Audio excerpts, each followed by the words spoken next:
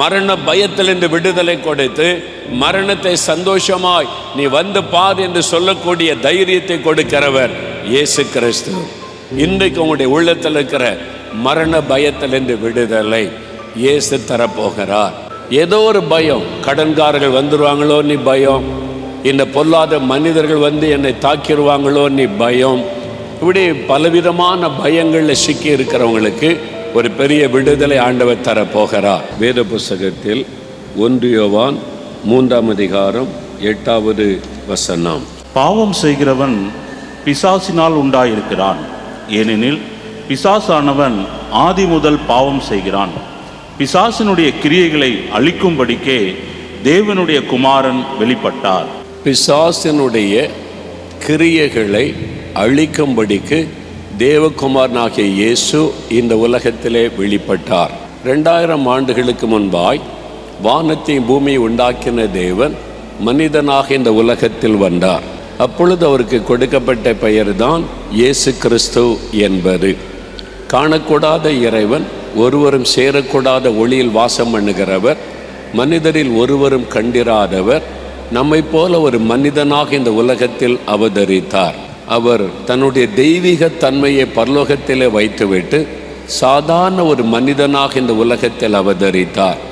அவர் எதற்காக இந்த உலகத்திற்கு வந்தார்? பாவிகளை ரட்சிக்க கிறிஸ்து இயேசு உலகத்தில் வந்தார். இழந்து போனதை தேடவும் ரட்சிக்கவும் இயேசு உலகத்தில் வந்தார். இந்த மாதிரி பல காரியங்கள் சொல்லப்பட்டிருக்கிறது. அதில் ஒரு முக்கியமான காரியம், பிசாசனுடைய கிரியைகளை அழிக்கும்படிக்கு இயேசு கிறிஸ்துவாக தேவன் இந்த உலகத்தில் வந்தார். இந்த பிசாசானவன் யார்? அவனுடைய கிரியைகள் என்ன? நமக்கு தெரிந்திருக்க வேண்டிய, இந்த உலகத்தில் 2 விதமான வல்லமைகள் கிரியை செய்கிறது முழு உலகத்திலேயும். ஒன்று நம்மை உண்டாக்கின தேவனுடைய வல்லமை. தேவன் எப்பொழுதும் நன்மை செய்கிறவர். இயேசு கிறிஸ்து நன்மை செய்கிறவராய் சுற்றி தெரிந்தார். இயேசுவுக்கு தீமை செய்ய தெரியாது. இயேசு ஜனங்களுக்கு நன்மை செய்கிறவர், விடுதலை கொடுக்கிறவர், சுகம் கொடுக்கிறவர், கண்ணீரை துடைக்கிறவர், ஆறுதல் படுத்துகிறவர், மக்களுடைய துக்கத்தை மாற்றி மகிழ்விக்கிறவர். அதான் இயேசு. ஆனால் இந்த உலகத்தில் இன்னொரு வல்லமை இருக்கிறது, அது சாத்தானுடைய வல்லமை. இதை தீய வல்லமை என்று மக்கள் சொல்லுவாங்க, தீய வல்லமை என்பதாக. அதை குறித்து பைபிளில் வேதத்தில் சொல்லப்பட்டது சாத்தானுடைய வல்லமை, பிசாசனுடைய ஒரு வல்லமை. அவன் ஆண்டவருக்கு விரோதமாக எப்பொழுதும் கிரியை செய்கிறவன். ஆண்டவர் நன்மை செய்தால் அவன் தீமை செய்வான். உலகத்தில் நடக்கிற அத்தனை தீமைகளுக்கு காரணம் இந்த பிசாசானவன் தான். அவனை குறித்து இயேசு சொல்லும் பொழுது, யோவான் எழுதின சுவிசேஷம் 10:10 இயேசு சொல்லுகிறார், இந்த பிசாசை குறித்து, அவன் திருடன், அவன் திருடவும் கொல்லவும் அழிக்கவும் வருகிறான்.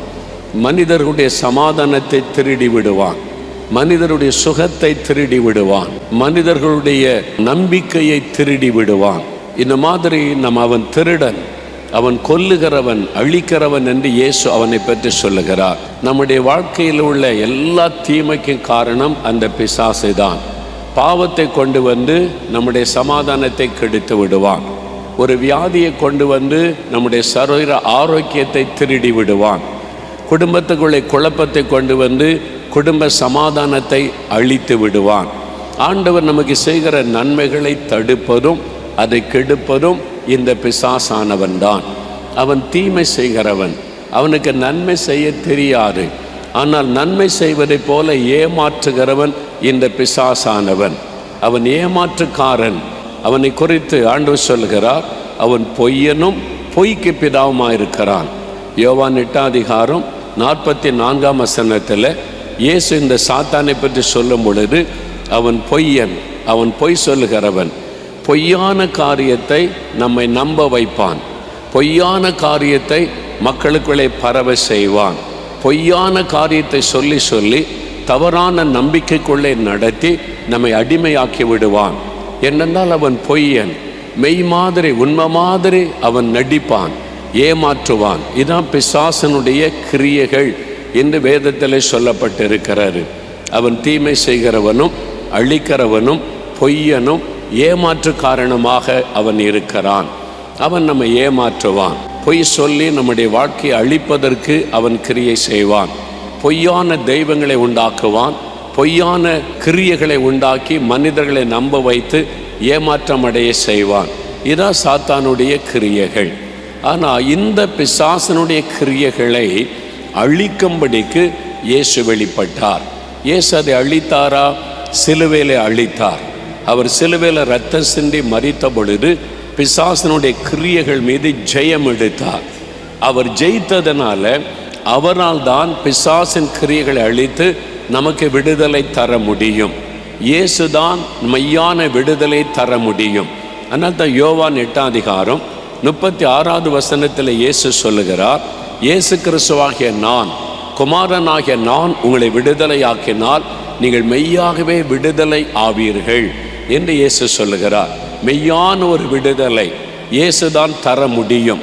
ஏனென்றால் பிசாசானவன் பொய்யான விடுதலைகளை காண்பித்து நம்மை ஏமாற்றி விடுவான். அதனால் ஆண்டவர் நமக்கு மெய்யான விடுதலை தருகிறவர் என்பதை நாம் அறிந்து கொள்ள வேண்டும். அதற்குத்தான் இயேசு சிலுவையிலே தன்னை பலியாய் கொடுத்து 3வது நாள் மரணத்தை ஜெயித்து உயிர்த்தெழுந்தார். அந்த இயேசுவின் நாமத்தை சொல்லும் பொழுது பிசாசின் கிரியைகள் அழிக்கப்படும், பிசாசினுடைய வல்லமைகள் அழிக்கப்படும், நமக்குள்ளே ஒரு விடுதலை வரும். இந்த பிசாசினுடைய கிரியைகள் என்ன அப்படின்னா, ஒர்க்ஸ் ஆஃப் த டெவில். பிசாசினுடைய கிரியைகள் என்றால் ஒர்க்ஸ் ஆஃப் த டெவில் என்று சொல்லப்படுகிறார். சாத்தான் என்ன மாதிரி கிரியை செய்கிறான், அவன் எப்படி இந்த உலகத்தில் செயல்படுகிறான், மனிதர்களுக்கு விரோதமாக அவன் எப்படியெல்லாம் காரியத்தை செய்கிறான், அதுதான் இந்த வேத புஸ்தகத்தில் எழுதப்பட்டிருக்கிறது. இந்த பொல்லாத பிசாசு பலவீனப்பட்ட நரம்புகளை தாக்கிறோம், சிலருடைய எலும்புகளை தாக்கிவிடும், சிலருடைய கண்களை தாக்கிவிடும், சிலருடைய காதை மந்தமாக்கிவிடும், சிலருடைய கால்களை நடக்க விடாதபடி முடக்கிவிடும், சிலருடைய லங்ஸை பாதித்து விடும், சிலருடைய கிட்னியை பாதித்து விடும். சாத்தான் இந்த மாதிரி மக்களை பலவீனப்படுத்தி வியாதிக்குள்ளாக்கி அடிமைப்படுத்துகிறவன். ஆனால் இயேசு கிறிஸ்து விடுதலை தருகிறவர். இன்றைக்கு உங்களுக்கு விடுதலை. உங்களுடைய சரீரத்தில் எந்த உறுப்பு பாதிக்கப்பட்டிருந்தாலும் அதில் ஒரு விடுதலை ஆண்டவர் தருவார். சிலருக்கு அந்த ஆவி வெளியேறி போவது தெரியும், சிலருக்கு தெரியாது. ஆனால் விடுதலை உண்டாகிவிடும். அது ஆண்டவர் இயேசு கிறிஸ்து கொடுக்கிற விடுதலை. அப்போ பிசாசனுடைய கிரியைகள், ஒன்று நம்மை பாவத்துக்குள்ளாக்கி அடிமைப்படுத்துவது, ரெண்டாவது நம்முடைய சரீரத்தை தாக்கி நம்மை வியாதிக்குள்ளாக்கி பலவீனப்படுத்தி நம்முடைய சந்தோஷத்தை கெடுப்பது, கடைசியாய் மூன்றாவது இந்த சாத்தான் செய்கிற இன்னொரு காரியம். இன்னொரு வேத வசனத்தை நம்ம இப்போ வாசிக்க வேண்டும். வேத புஸ்தகத்தில் எபிரேயர் 2:14-15 வசனங்களை வாசிக்க கேட்போம்.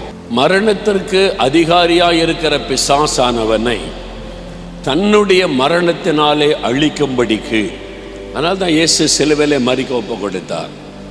தன்னுடைய மரணத்தின் மூலம் சாத்தானை ஜெயித்தார். அதான் பிசாசுக்கு பயம். அவர் சிலுவைக்கு போய்விடக்கூடாது என்பதில் சாத்தான் கவனமாக இருந்தான். சிலுவையில் மாத்திரம் மறிக்கூடாது, ரத்தம் சிந்தக்கூடாது. கெத்செமனே தோட்டத்தில் அவரை கொல்லும்படி போராடினான். மரணத்துக்கு ஏதுவான துக்கம் வந்திருக்கிறதுன்னு இயேசு சொல்லுகிறார்.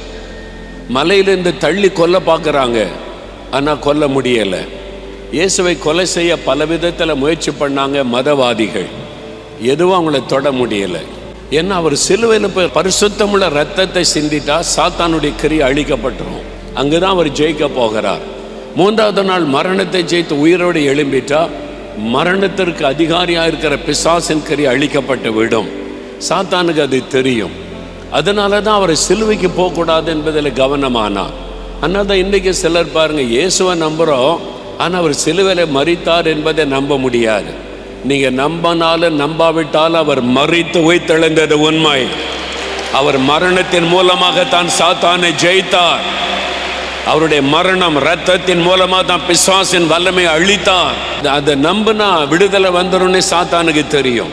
அதனால தான் அதை நம்ப விடாமல் பண்ணி கொண்டிருக்கிறான். அவர் சிலுவையிலே மரிக்க தன்னை ஒப்பு கொடுத்தார். மரணத்திற்கு அதிகாரியாகிய பிசாசானவனை தன்னுடைய மரணத்தினாலே ஜெயித்தார். எதுக்காக? வாழ்நாள் எல்லாம் மரண பயத்தில் இருக்கிறவர்களுக்கு விடுதலை கொடுப்பதற்காக. நிறைய பேருக்குள்ள பயம், எதிர்காலத்தை குறித்த பயம், வியாதியை குறித்த பயம், மனிதர்களை குறித்த பயம், இப்படி விதவிதமான பயம் இருக்கிறது. கொரோனா வந்த உடனே பாருங்க, எல்லாரையும் பயம், உலகம் முழுவதையும் பயம் பற்றி கொண்டது. வீட்டை விட்டு வெளியே வரக்கூடாது, எல்லாம் வீட்டுக்குள்ளே முடக்கப்பட்டாங்க.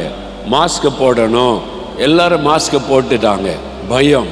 என்ன பயம்? மரண பயம். இந்த மரண பயம்தான் எல்லாவற்றை விட கொடிதான பயம்.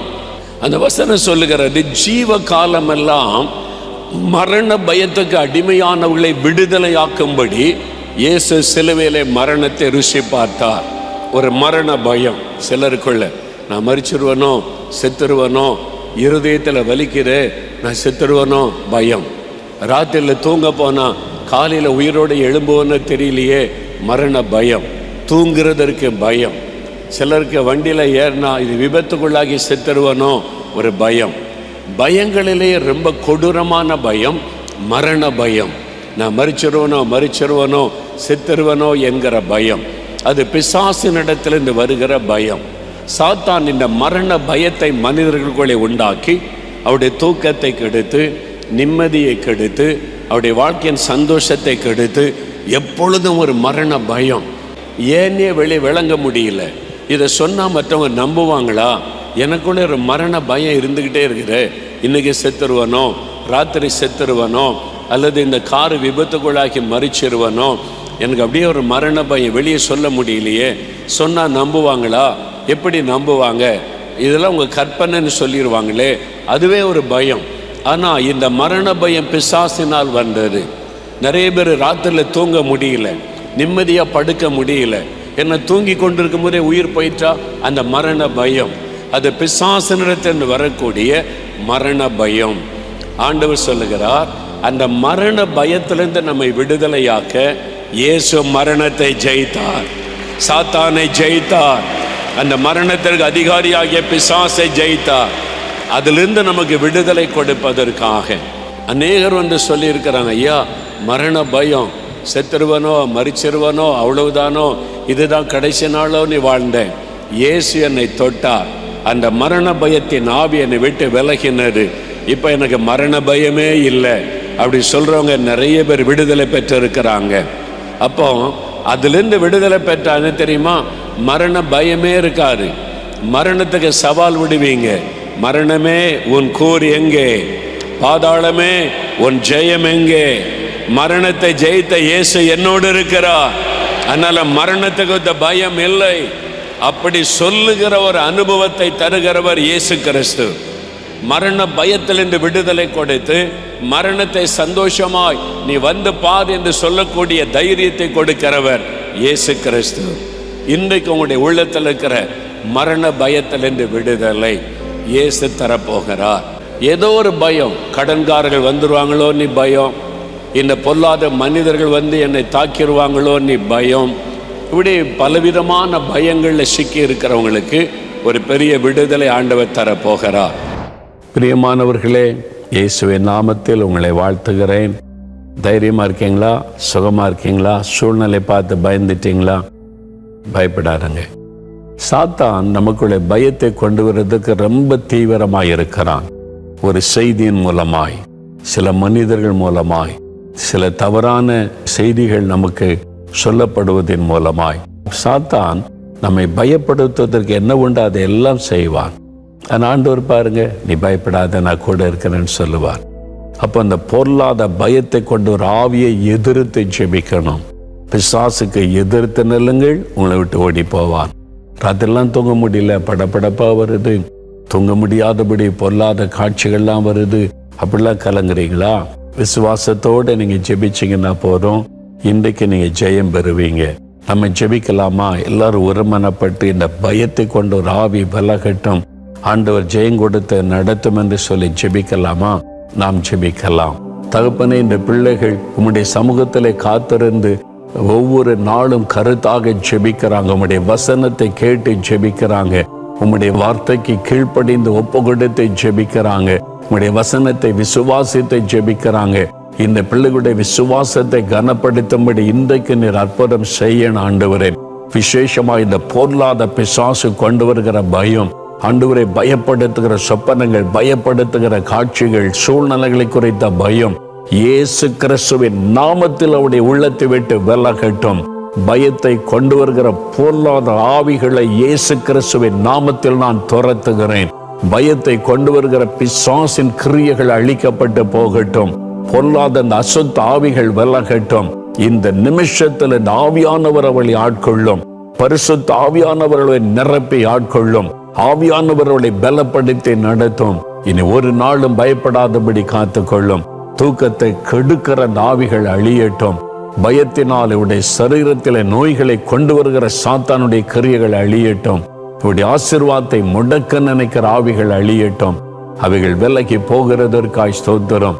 ஜெயம் தந்துவிட்டதற்காய் ஸ்தோத்திரம், ஸ்தோத்திரம், ஸ்தோத்திரம். இன்று முதல் நல்ல மாற்றத்தை இந்த பிள்ளைகள் காணட்டும். விலகாதுமுடைய பிரசன்னம் கூட இருந்து நடத்தட்டும்.